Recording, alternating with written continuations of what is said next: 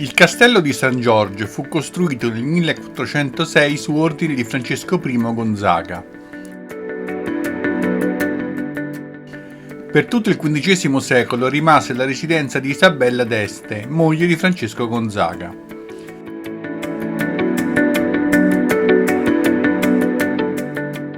Isabella volle alla sua corte molti artisti dell'epoca, tra cui Mantegna, Ludovico Ariosto e Leonardo da Vinci. Nel XIX secolo, con l'occupazione austriaca, fu trasformato in un carcere. Attualmente è visitabile ed è attiguo al Palazzo Ducale.